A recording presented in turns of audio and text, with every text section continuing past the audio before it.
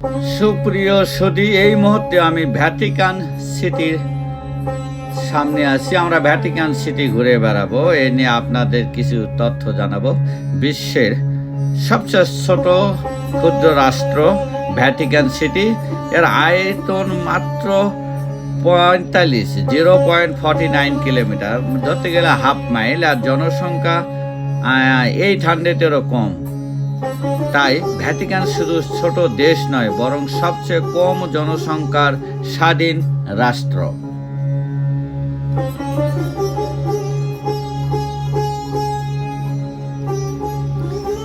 Vatican city একটি স্বাধীন সার্বভৌম রাষ্ট্র হিসেবে 11 ফেব্রুয়ারি 1929 সালে পপ পিয়াস 11 এবং বেনিটো মুসোলিনি এর মধ্যে স্বাক্ষরিত ল্যাটেরান ট্রিটির মাধ্যমে প্রতিষ্ঠিত হয়। বর্তমান পরিসরে বিশ্বের সবচেয়ে ছোট রাষ্ট্র, আয়তন 0.49 কিলোমিটার, জনসংখ্যা 800, প্রায় 800। এটি বিশ্বের রোমান ক্যাথলিক চার্চের কেন্দ্র এবং পোপের সরকারি আবাসস্থল।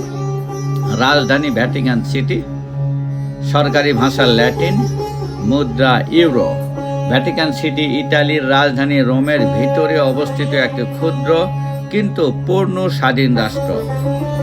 1929 সালে প্রতিষ্ঠিত এই দেশটি বর্তমানে বিশ্বের কোটি কোটি ক্যাথলিক খ্রিস্টানের আধ্যাত্মিক কেন্দ্র ও পোপের নেতৃত্বাধীন রোমান ক্যাথলিক চার্চের প্রধান কার্যালয় হিসাবে পরিচিত। ভাবুন তো, এমন একটি দেশ যার মাত্র হাফ মাইল, যার আয়তন মাত্রা, জনসংখ্যা 800, কিন্তু সেই দেশটি কথা শুনলে মাঝে মাঝে অবাক হয়ে যায়। আমরা সেই দেশটা আমরা ঘুরে দেখছি। এই যে দেখছেন, আমরা কোটি কোটি এই যে দর্শনার্থীরা আসেন এখানে দেখতে। আমরা পুরা অংশটাকে ঘুরে ঘুরে দেখি আর রহস্য নিয়ে আপনাদের সাথে আলোচনা করি। ইতিহাস, রহস্য, সংস্কৃতি, প্রশাসন এবং এমন কিছু তথ্য যা হয়তো আপনি আগে কখনো শোনেননি। ভ্যাটিকান সিটি ইউরোপের ইতালির রাজধানী রোম শহরের মাঝখানে অবস্থিত একটি স্বাধীন রাষ্ট্র। 1929 সালে ল্যাটেরান চুক্তির মাধ্যমে ইতালি ভ্যাটিকানকে স্বাধীন রাষ্ট্র হিসেবে স্বীকৃতি দেয়। মাত্র 49 হেক্টর জমির উপর গড়ে ওঠা এই দেশটির নিজস্ব সরকার, ডাকঘর, ডাকটিকিট, পতাকা, পাসপোর্ট, এমনকি নিজস্ব নিরাপত্তা ব্যবস্থাও রয়েছে। এটি বিশ্বের একমাত্র দেশ যেখানে পুরো রাষ্ট্র একটি ইউনেস্কো বিশ্ব ঐতিহ্য এলাকা। ভ্যাটিকান হলো রোমান ক্যাথলিক চার্চের কেন্দ্র। এখানে বসবাস করেন পোপ, যিনি ক্যাথলিক খ্রিস্টানদের সর্বোচ্চ ধর্মীয় নেতা। বিশ্বজুড়ে প্রায় 1.4 বিলিয়ন ক্যাথলিক বিশ্বাসীর কাছে পোপের বক্তব্য, সিদ্ধান্ত অত্যন্ত গুরুত্বপূর্ণ। ভ্যাটিকান শুধুমাত্র একটি ধর্মীয় কেন্দ্র নয়, এটি আন্তর্জাতিক কূটনৈতিক, মানবিক সহায়তা ও বিশ্ব শান্তি বিষয়ে গুরুত্বপূর্ণ ভূমিকা পালন করে। ভ্যাটিকানে গেলে সবচেয়ে আগে চোখে পড়বে সেন্ট পিটার্স ব্যাসিলা। এটি বিশ্বের অন্যতম বৃহত্তম, সবচেয়ে সুন্দর গির্জা। এর বিশাল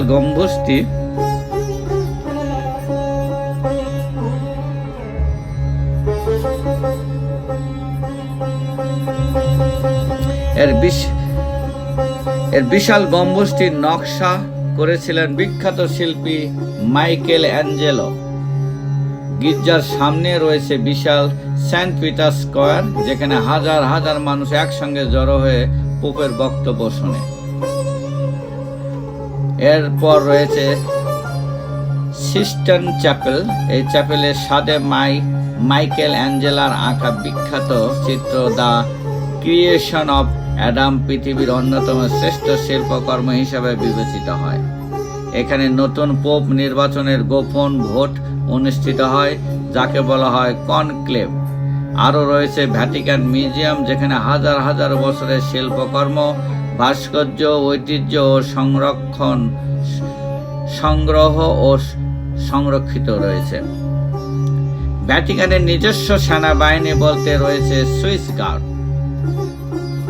1506 সাল থেকে তারা পোপের নিরাপত্তার দায়িত্ব পালন করে আসছে।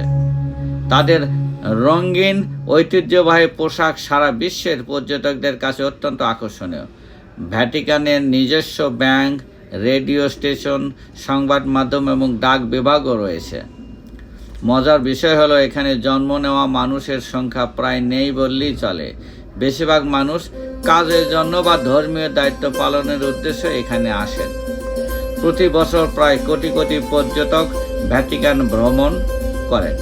সেন্ট পিটার্স ব্যাসিলাস প্রবেশ সাধারণত বিনামূল্যে, তবে গম্বুজে উঠতে আলাদা টিকিট লাগে। ভ্যাটিকান মিউজিয়াম ও সিস্টেন চ্যাপেলে প্রবেশের জন্য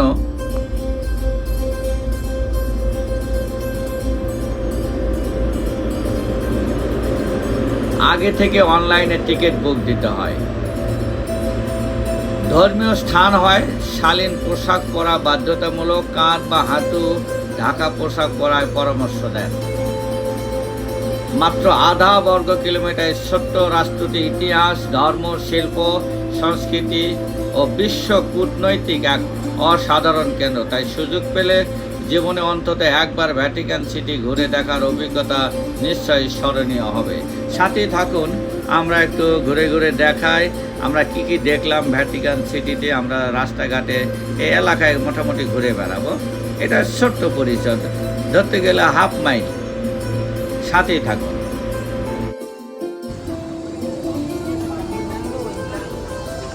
এই যে বিভিন্ন দল গ্রুপ বান্ধা যাচ্ছে, ঘুরে দেখাচ্ছে। সামনে যেটা দেখা যাচ্ছে ওটা হলো চার্চ। আমরা ওই চার্চেই যাবো। অঙ্কুর একটা আমাকে একটু ধারতা। এটা হলো ভ্যাটিকান সিটির মধ্যে আমরা যাচ্ছি। পিছনে যেটা দেখা যাচ্ছে এটা হলো চার্চ, সবচেয়ে বড় চার্চ, সেন্ট পিয়েট্রো চার্চ এবং ব্যাপটিস্ট চার্চ। এটার এখানেও লেখা আছে, দেখেন এরিয়া যে সেন্ট পিয়েট্রো ব্যাপটিস্ট চার্চ। এই ব্যাপটিস্ট ক্যাথলিক যেটাকে বলা হয়, এই ব্যাপটিস্ট, এই যে এখানেই সর্বোচ্চ লোকেরা এখানে থাকে।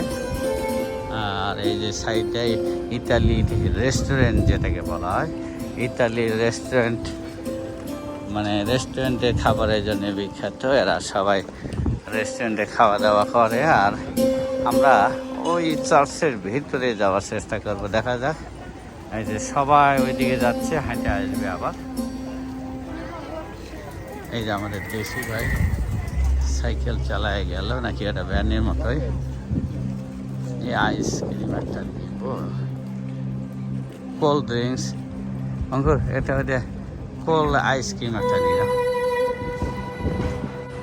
এটা ভ্যাটিকান সিটি সেন্ট পিয়েট্রো চার্চ। এটা হলো এই চার্চে সে পোপেরা আসে এখানে দেখা করে। এটা সবচেয়ে ছোট রাষ্ট্র ভ্যাটিকান সিটি। ভ্যাটিকান সিটির এই যে দেখে এখানেই কিন্তু সব কিছুই হয়।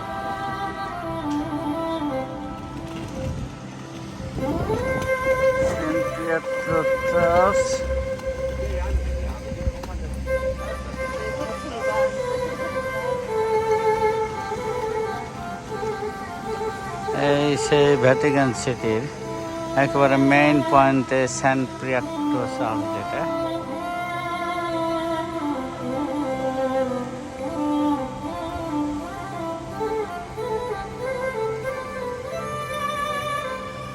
চলো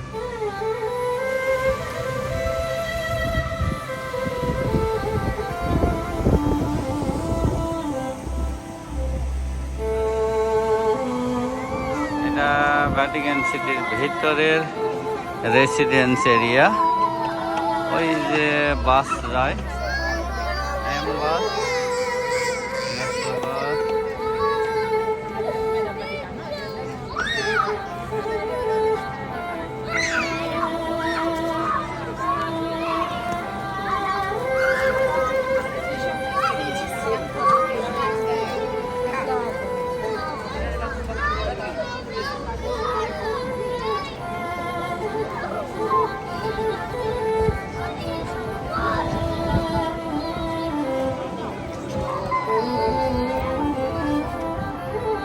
এটা হলো ভ্যাটিকান সিটি আর রোমের মধ্যে ডিভাইডেডকারী নদী।